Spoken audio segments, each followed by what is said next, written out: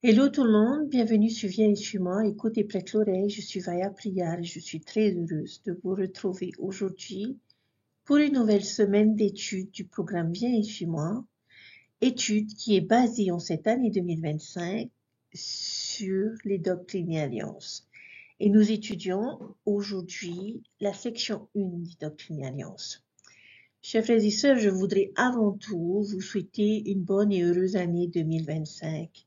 Je souhaite le meilleur pour chacun d'entre vous, mais je souhaite particulièrement et prie pour que cette année 2025 vous apporte les révélations nécessaires que vous pourriez avoir besoin tout au long de cette année et que ensemble nous puissions nous rapprocher davantage de notre Sauveur Jésus-Christ et de notre Père Céleste et que nous puissions apprendre de chacun d'eux à travers notre étude de Viens et suis-moi des doctrines et alliances. Je prie, chers frères et sœurs, que cette année 2025 puisse vous aider à concrétiser les désirs de votre cœur, à concrétiser vos objectifs, vos projets, et que vous puissiez être accompagnés dans chacun de vos pas par notre Père Céleste et notre Sauveur Jésus-Christ. Et je vous témoigne, chers frères et sœurs, que les doctrines et alliances vous aideront à vivre ce genre d'expérience. En novembre 1831, l'Église rétablie de Jésus-Christ avait tout juste 1 an et demi, et bien qu'en train de grandir, c'était encore un groupe peu connu de croyants vivant dans les villes relativement petites et dirigés par un prophète âgé de 25 ans. Mais Dieu considérait ces croyants comme ses serviteurs et ses messagers, et il voulait que les révélations qu'il leur avait données soient publiées au monde. La section 1 des Doctrines et Alliances est la préface ou introduction du Seigneur à toutes ces révélations que nous allons découvrir. Elle montre clairement qu'en dépit du petit nombre de membres de l'Église, le message que Dieu voulait que ses saints proclament n'était en rien petit. C'est une voie d'avertissement pour tous les habitants de la terre qui leur enseigne de se repentir et d'établir l'alliance éternelle de Dieu. Les serviteurs, porteurs de ce message, sont les faibles et les simples. Mais les serviteurs humbles sont exactement ce que Dieu demande aujourd'hui, comme à l'époque, pour faire sortir son Église de l'obscurité et des ténèbres. Alors, chers frères et sœurs, en introduction à cette doctrine et alliance et à cette étude, j'aimerais souligner le fait que chacune des œuvres canoniques est une sorte de testament, de témoignage, un témoignage ou une alliance à partager. Nous avons l'Ancien Testament, le Nouveau Testament, le Livre de Mormon qui est un autre témoignage de Jésus-Christ. Quel mot mettrez-vous pour décrire les doctrines et alliances? Quel genre de témoignage s'agit-il? Le prophète Wilford Woodruff a utilisé une expression. Il a dit « Je considère les doctrines et alliances qui contiennent un code des proclamations les plus solennelles et les plus divines jamais faites à la famille humaine. » Doctrine et Alliance, section 1, verset 37. Nous trouvons un mot que le Seigneur a utilisé pour décrire ce que nous devrions faire avec les paroles que nous découvrons dans les Doctrines et Alliances cette année. Rappelez-vous qu'à l'époque où cette révélation a été donnée, ce livre n'était pas appelé Doctrine et Alliance, mais Livre des commandements. Que nous demande-t-il de faire? Eh bien, de sonder ces commandements. Pas de les lire, pas de les survoler, pas simplement de les parcourir, mais de les sonder. Sonder les Écritures, sonder les révélations et demander à notre Père Céleste, au nom de Jésus-Christ, de nous manifester la vérité. Et si nous le faisons en ayant vu que sa gloire, sans douter, il nous répondra par le pouvoir de son Saint-Esprit. Nous saurons alors par nous-mêmes et non par quelqu'un d'autre. Alors la connaissance que nous aurons de Dieu ne dépendra pas de l'homme. Il n'y aura pas non plus de place pour la théorie. Chers frères et sœurs, les Écritures doivent avoir une importance capitale dans notre vie, et particulièrement cette année. Notre survie spirituelle au milieu des tensions de notre société et des tentations de notre époque dépend considérablement de la force que nous retirerons en sondant les Écritures et en écoutant les paroles des prophètes, voyants et révélateurs. Un des buts les plus sacrés pour lesquels les Écritures ont été écrites était de permettre à tout le monde de connaître le Christ. Les Écritures nous instruisent sur Jésus-Christ et témoignent de lui. Elles nous enseignent beaucoup de choses que nous devons connaître et faire pour retourner en la présence du Sauveur. Les Écritures sont une possession qui n'a pas de prix. Et si nous laissons donc à la recherche de principes clairs et précieux, le Seigneur nous révélera sa volonté et nous serons abondamment bénis. Si nous sondons les Écritures et y réagissons correctement, nous reviendrons sains et saufs auprès de notre Père Céleste, et j'en témoigne avec toute la force de mon âme. Je nous encourage donc cette année à étudier les Écritures, à étudier Doctrine et Alliance au moins un peu chaque jour, à étudier le texte entier des Doctrines et Alliances, à ralentir et à creuser en profondeur pendant que nous étudions cette année, à prier avant d'étudier, à marquer quelque chose de nouveau chaque fois que nous étudions, et peut-être même à tenir un journal d'études des pensées et des idées que nous pouvons avoir tout au long de l'année. Chers frères et sœurs, je vous invite à faire cet effort cette année de manière à pouvoir entendre la volonté du Seigneur pour chacun d'entre vous.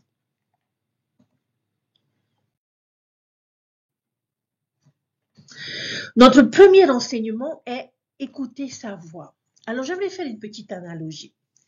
Les écouteurs semblent être le moyen le plus populaire d'écouter de la musique, des podcasts ou presque n'importe quoi sur nos téléphones portables de nos jours.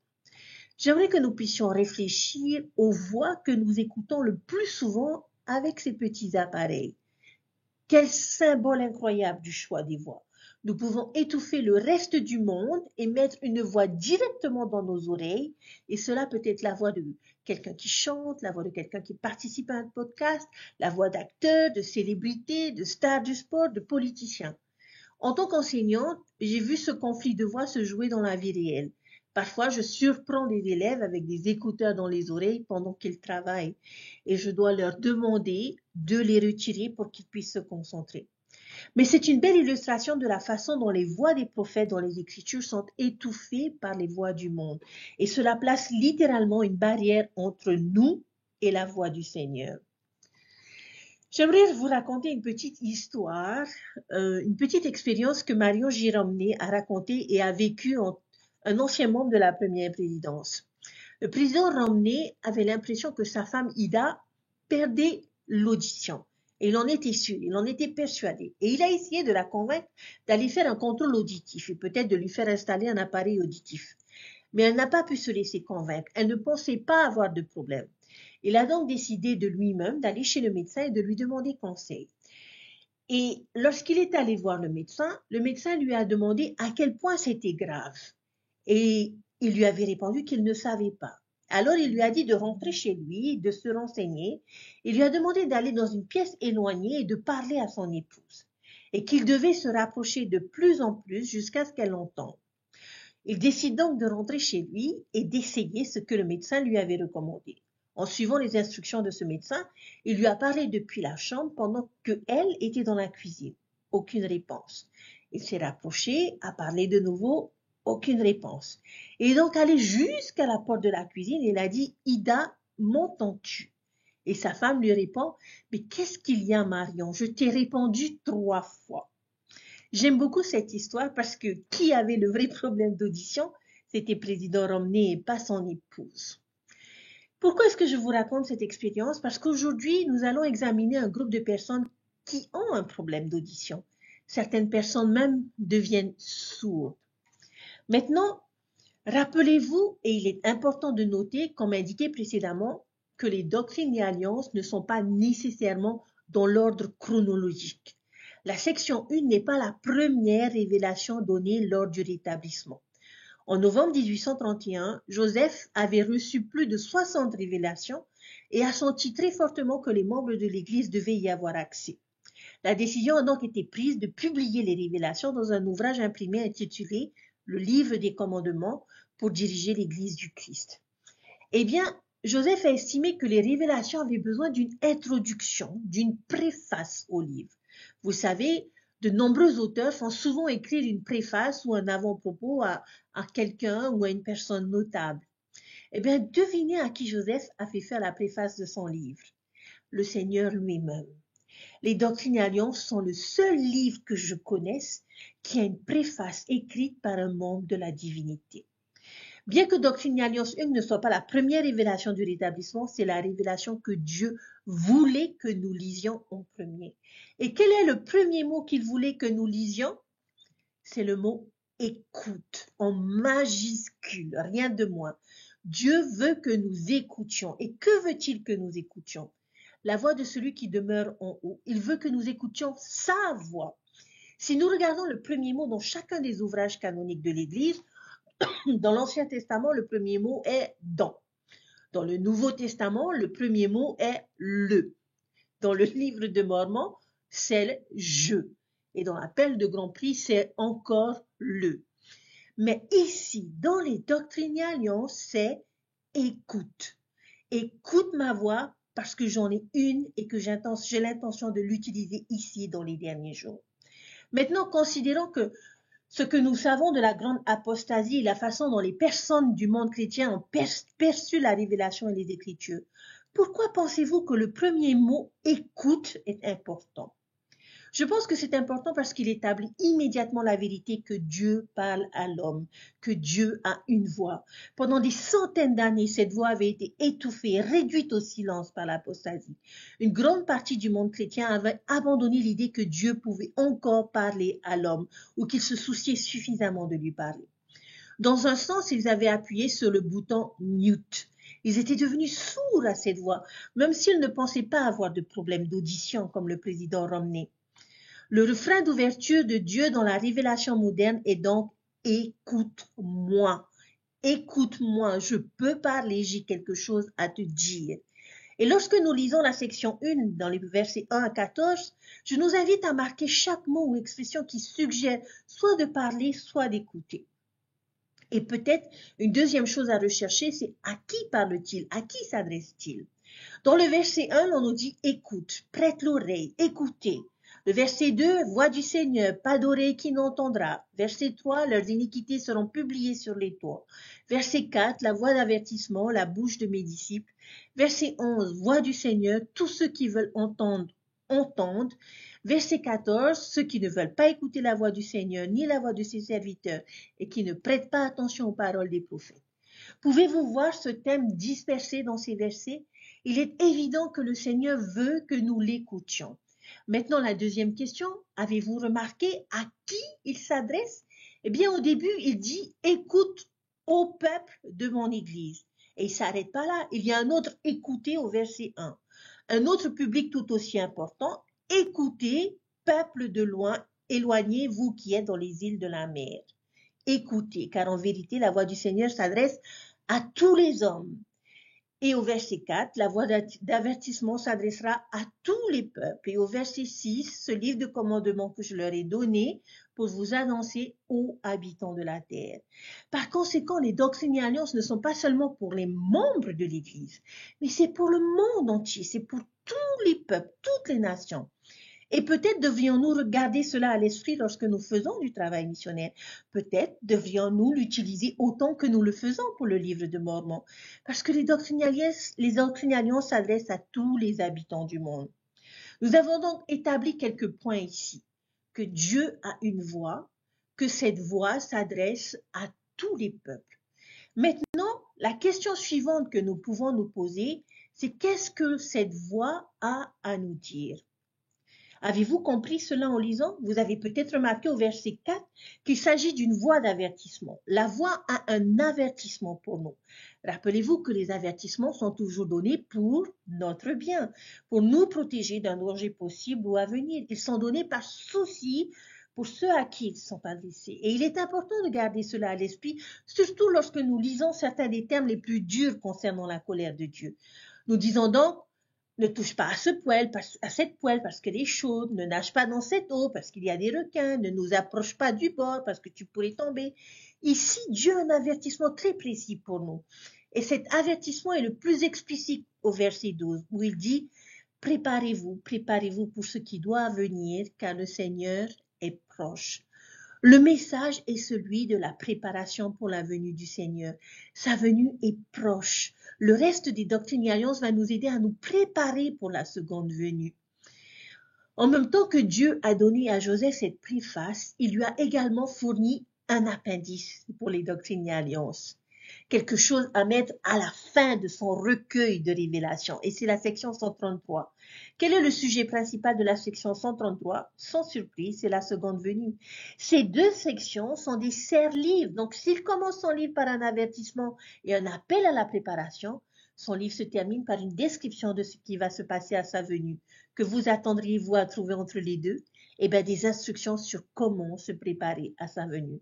Tout ce que nous étudierons cette année va nous aider, vous et moi, à nous préparer pour le retour du Christ. Et c'est important parce que si nous ne sommes pas préparés, nous éprouverons de la tristesse, nos iniquités seront publiées sur les toits, la colère de Dieu se déversera, sa colère s'enflammerait et à la fin, nous pourrons nous retrouver retranchés du milieu du peuple. Dieu ne veut pas cela pour nous. Il ne veut pas cette expérience pour aucun de ses enfants bien-aimés. Donc, c'est pourquoi, connaissant la calamité qui s'abattra sur les habitants de la terre, il va faire quelque chose. Et je veux que vous découvriez cette autre vérité.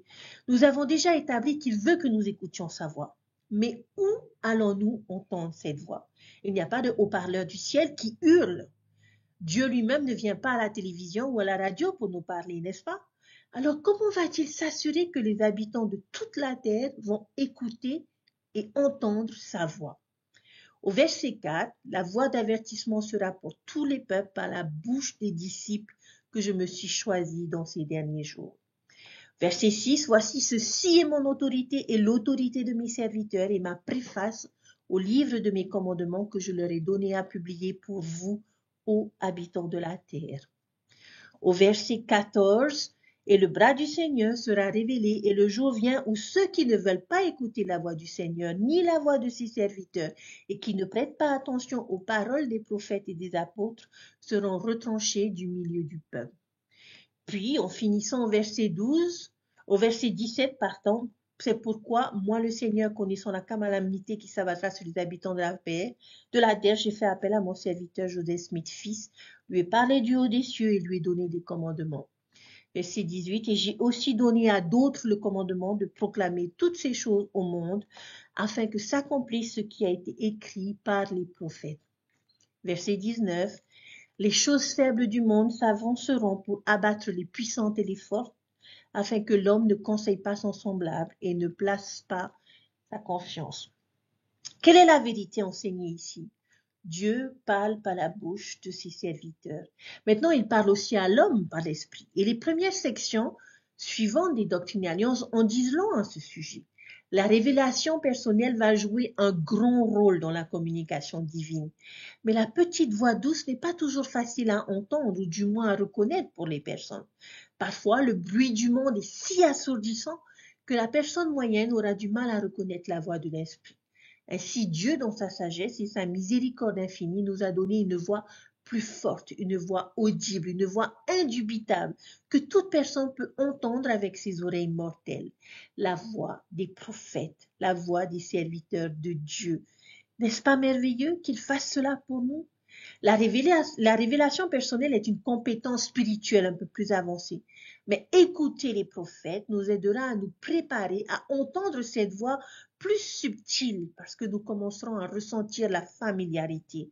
Mais nous pouvons réellement entendre la voix des serviteurs de Dieu à moins que nous ne choisissions de leur être sourds. C'est pourquoi je pourrais passer directement au verset 38 où le Seigneur enseigne cette vérité un peu plus directement, où il dit « Ce que moi le Seigneur ait dit, je l'ai dit, je ne m'en excuse pas. Et même si les cieux et la terre passent, ma parole ne passera pas, mais s'accomplira entièrement, que ce soit par ma voix ou par la voix de mes serviteurs, c'est la même chose. Leur voix, c'est la voix de Dieu. Alors écoutons-les. Et en les écoutant, nous écouterons Dieu. Quand avez-vous senti la voix de Dieu parler à travers la voix de ses serviteurs?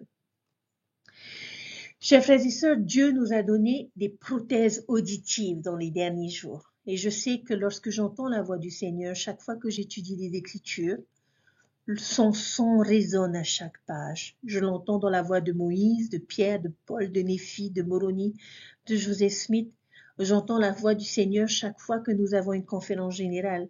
J'entends la voix du Seigneur dans la conviction d'Elder Holland, dans la justesse logique de la voix du président Hawks, dans la compassion et la tendresse de la voix du président Eyring, dans la franchise de la voix d'Elder Ballard et dans les voix de tous les apôtres avec leur personnalité unique. Et bien sûr, j'entends la voix du Seigneur dans notre prophète actuel, le président Russell M. Nelson. La certitude, la conviction et l'amour dont sa voix porte le ton et l'inflexion divine de Dieu. Peut-être nous pourrions nous demander comment la conférence générale serait différente si elle annonçait que Jésus serait le dernier orateur. Est-ce que plus d'entre nous écouteraient? Est-ce que nous y prêterions plus attention? Est-ce que nous serions plus enthousiastes? Eh bien, selon le verset 38, chers frères et sœurs, Jésus parle à chaque conférence générale au moins 15 fois.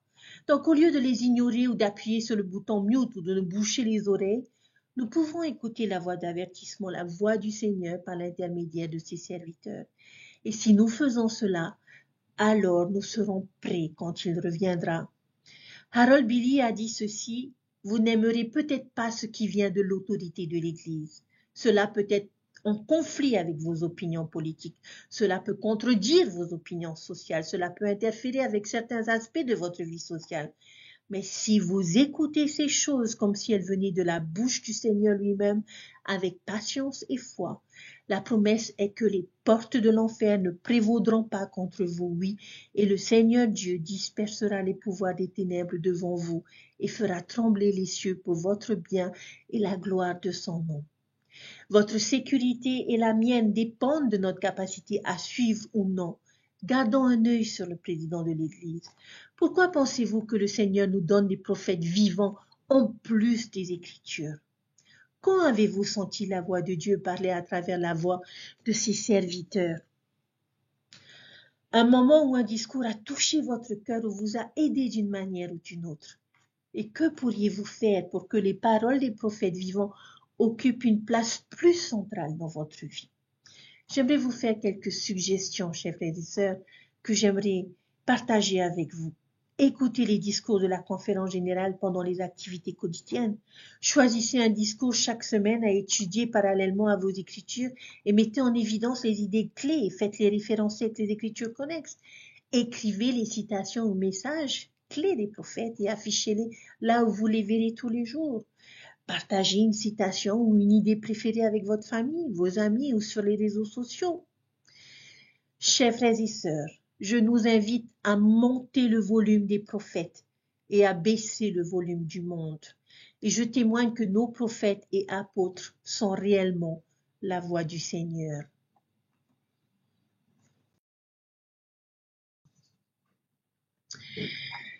Bien que nos prophètes soient la voix du Seigneur, il y a d'autres vérités que je voudrais partager.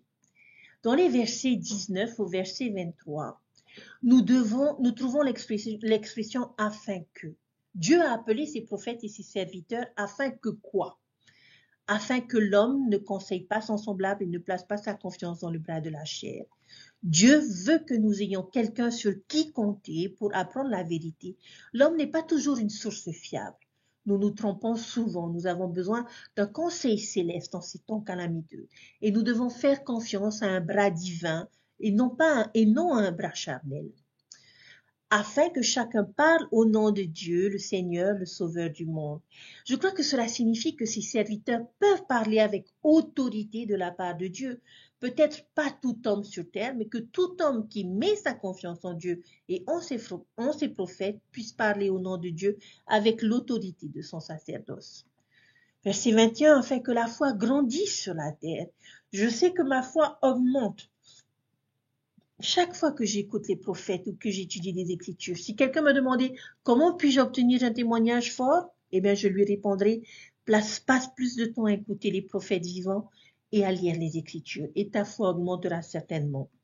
Verset 22, afin que mon alliance éternelle soit établie. Eh bien c'est ça, les doctrines et alliances après tout. Une compréhension complète des nombreuses alliances du Seigneur sera rétablie dans ce livre. L'alliance du baptême, l'alliance de la Sainte Seine, l'alliance abrahamique, l'alliance du mariage éternel et bien d'autres. Les révélations des doctrines et alliances permettent à ces alliances d'être à nouveau établies. afin que la plénitude de mon évangile soit proclamée. Avant Joseph Smith, le livre de Mormon et les Doctrines et Alliances, le monde contenait une grande partie de l'évangile du Christ. L'humanité avait accès à beaucoup de vérités. Mais l'appel des prophètes vivants a permis une fois de plus que la plénitude soit proclamée. Et c'est ce que nous voulons, n'est-ce pas? Nous ne voulons pas une vérité partielle ou incomplète. Nous voulons la plénitude de la vérité. Et cette plénitude a été rendue possible par les prophètes de Dieu des derniers jours. Et c'est une vérité tellement cruciale que nous devons reconnaître à propos des serviteurs de Dieu dès le début de notre étude. Surtout à une époque où l'histoire de l'Église est soumise à un examen minutieux et où les premiers dirigeants de l'Église ont été critiqués et rejetés. Regardez les verbes utilisés pour décrire les prophètes. Il y a quelque chose que Dieu veut que nous comprenions à leur sujet. Verset 24. Voici, je suis Dieu et je l'ai dit, ces commandements sont de moi et ont été donnés à mes serviteurs dans leur faiblesse selon leur langage afin qu'ils les comprennent. Afin que s'ils ont commis des erreurs, elles soient révélées. Que s'ils ont cherché la sagesse, ils soient instruits. Que s'ils ont péché, ils soient corrigés afin de se repentir. Que s'ils ont été humbles, ils soient rendus forts, soient bénis d'en haut et reçoivent de temps en temps la connaissance. Pardon. Chers frères et sœurs, je vois ici deux groupes de mots différents. Le premier groupe est constitué de mots que je ne pense pas avoir idée d'associer aux prophètes. On nous parle de faiblesse, errer, chercher la sagesse parce qu'ils ne l'ont pas tout seuls, pécher, corriger, repentir, humble. Tu veux me dire, Seigneur, que tes serviteurs appelés pourraient avoir des faiblesses, qu'ils pourraient errer, qu'ils pourraient avoir besoin de sagesse, qu'ils pourraient même pécher et avoir besoin d'être châtiés, de se repentir? Les critiques des premiers dirigeants de l'Église ne semblent pas vouloir leur accorder cette humanité. Mais ici, Dieu nous l'explique dès le départ. Mes prophètes auront des faiblesses, des erreurs et même des péchés. Il y a de nombreux exemples de cela lorsque nous étudions la vie de Joseph Smith ou de Brigham Young, d'Oliver Cowdery, de Martin Harris et bien d'autres. Mais cela ne veut pas dire qu'ils n'ont pas été inspirés et appelés. Si nous voulons être justes, nous devons considérer l'autre série de mots où ils auront des faiblesses, des erreurs et des péchés, mais ils parviendront à la compréhension des choses, leur seront révélés, ils seront instruits, ils seront rendus forts et recevront de temps en temps de la connaissance. Pouvons-nous vivre dans un monde où ces deux séries de mots peuvent coexister?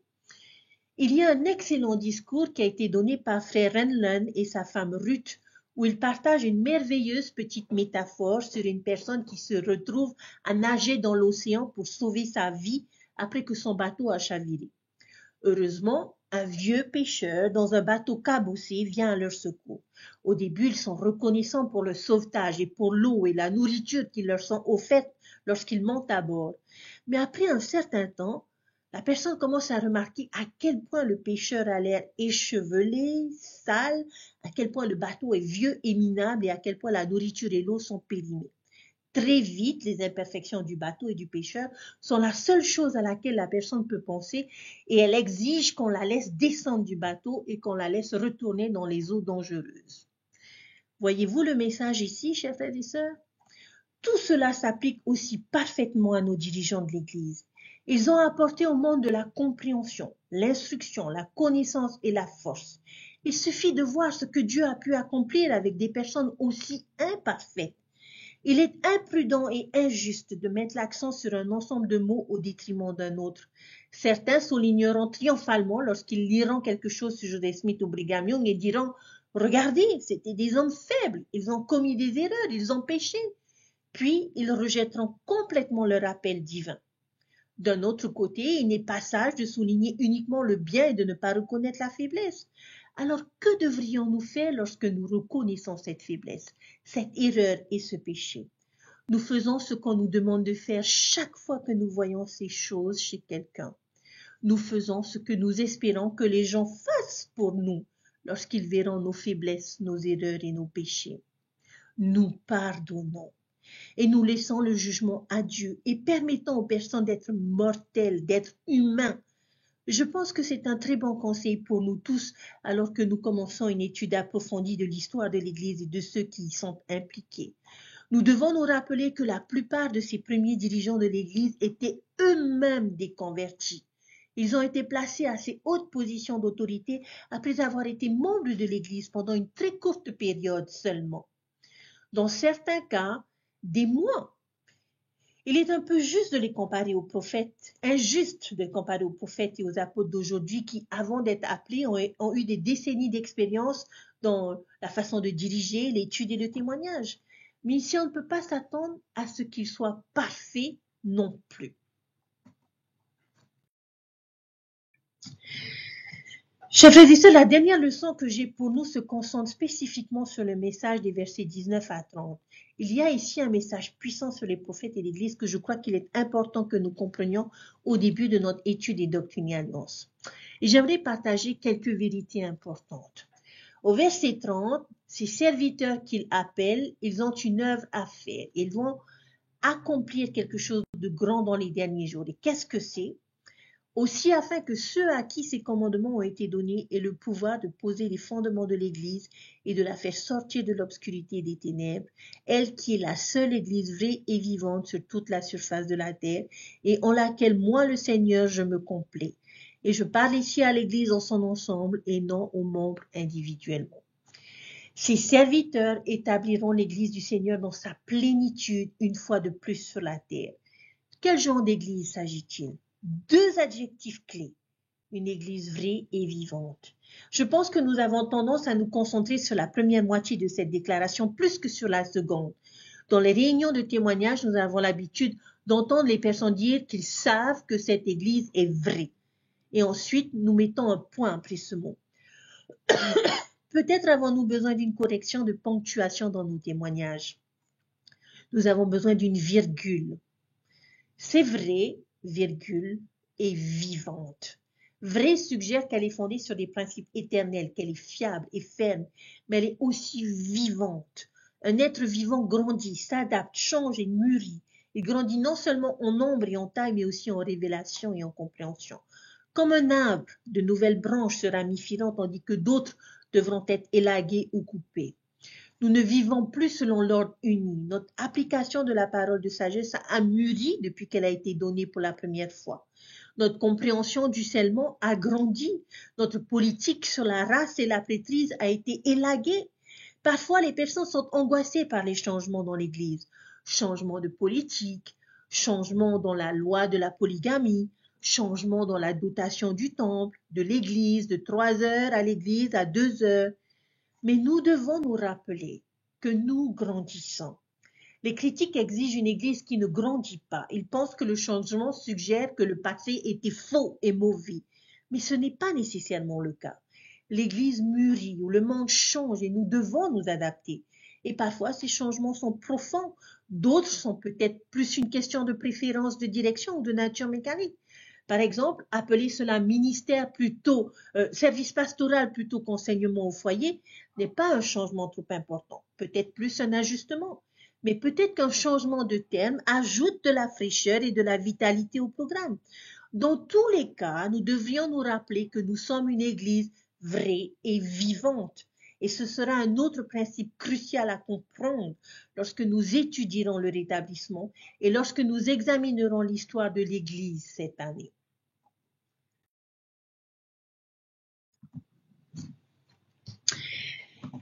Chers frères et sœurs, j'aimerais conclure mon enseignement d'aujourd'hui avec un dernier verset de la section 1 et une invitation. Le verset 37 qui nous dit « Sondez ces commandements car ils sont vrais et dignes de foi, et les prophéties et les promesses qu'ils contiennent s'accompliront toutes. » S'il vous plaît, ne lisez pas les doctrines et alliances cette année. Nous ne sommes pas censés lire les Écritures. Ne les lisons pas, ne les parcourons pas, ne nous contentons pas de les parcourir pour les terminer. Nous ne les lisons pas de la même manière que nous lisons un magazine, un roman ou un journal. Sondons-les, cherchons-les comme un prospecteur cherche de l'or, comme un détective cherche des indices, comme un berger cherche sa brebis perdue. Recherchons la vérité cette année, la pertinence, la perspicacité et surtout la révélation. Et si nous faisons cela, je peux vous assurer que nous trouverons des choses en abondance. Le tout premier mot dans Doctrine et Alliance est « écoute ». Il s'agit là d'écouter avec l'intention d'obéir. Écouter signifie écouter ce que le Sauveur dit et appliquer ses recommandations. Dans ces deux mots, écoute-le, Dieu nous donne la voie qui mène à la réussite, au bonheur et à la joie dans cette vie. Nous devons écouter les paroles du Seigneur, les méditer et appliquer ce qu'il nous a dit. En qualité de disciples de Jésus-Christ, nos efforts pour l'écouter doivent être de plus en plus délibérés. Il faut faire des efforts conscients et constants pour remplir notre vie quotidienne de ses paroles, de ses enseignements et de ses vérités. Nous l'écoutons aussi plus clairement lorsque nous améliorons notre faculté de reconnaître les murmures du Saint-Esprit. Il n'a jamais été plus impératif que maintenant de savoir comment l'Esprit nous parle. Au sein de la divinité, le Saint-Esprit est le messager qui transmettra à notre esprit des pensées que le Père et le Fils veulent que nous recevions. Il est le consolateur, il nous fera éprouver de la paix, il témoignera de la vérité et confirmera ce qui est vrai si nous écoutons et lisons la parole du Seigneur. Et enfin, nous l'écoutons si nous prêtons attention aux paroles des prophètes, voyants et révélateurs. Les apôtres ordonnés de Jésus-Christ témoignent toujours de lui. Ils indiquent le chemin tandis que nous nous frayons le nôtre dans le labyrinthe déchirant des expériences de la condition mortelle. Qu'arrivera-t-il si nous écoutons et suivons avec une intention plus réelle ce qu'a dit le Sauveur et ce qu'il dit maintenant par l'intermédiaire de ses prophètes? Président Russell M. Nelson a promis que nous aurons la bénédiction de recevoir plus de pouvoir pour faire face aux tentations, aux difficultés et aux faiblesses. Il a promis des miracles dans nos relations conjugales et familiales et dans notre travail quotidien. Et il a promis que notre capacité de ressentir de la joie augmentera, même si les turbulences augmentent dans notre vie.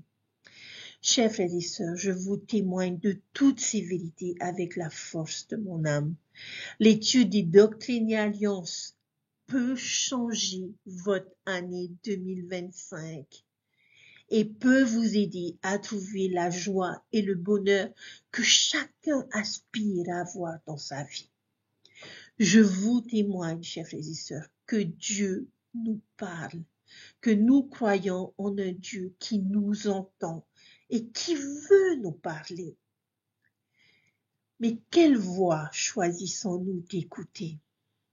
Je prie que nous donnions la priorité à la voix du Seigneur cette année, en étudiant les doctrines et alliances, en étudiant les discours de conférences générales et les paroles de nos prophètes et apôtres vivants. Je témoigne que l'Église de Jésus-Christ des Saints des derniers jours est vraie et vivante, et qu'elle continue de grandir, et que toutes ces choses nous préparent à accueillir notre Sauveur Jésus-Christ. Lors de la dernière conférence générale, notre prophète président Russell M. Nelson nous a exhortés à être des disciples plus engagés pour préparer à recevoir notre Sauveur Jésus-Christ. Faisons-le, chers frères et sœurs, et je vous témoigne que les doctrines et alliances vous aideront à le faire de la meilleure des façons. Alors sondez ces commandements, lisez, apprenez, creusez, et je vous témoigne que Dieu vous donnera les révélations que vous aurez besoin dans votre vie. Dieu vit, Dieu nous aime, Jésus-Christ vit et il nous aime. Et en cette année 2025, chers frères et sœurs, il nous parle directement à vous et à moi. Soyons simplement disposés à les écouter et à les suivre. C'est mon témoignage, mon exhortation et mon invitation à chacun d'entre vous. Au nom de Jésus-Christ. Amen. Prenez soin de vous. Je vous souhaite une belle semaine, une belle découverte et beaucoup de miracles et de révélations dans votre semaine. Je vous dis à la semaine prochaine. Bye.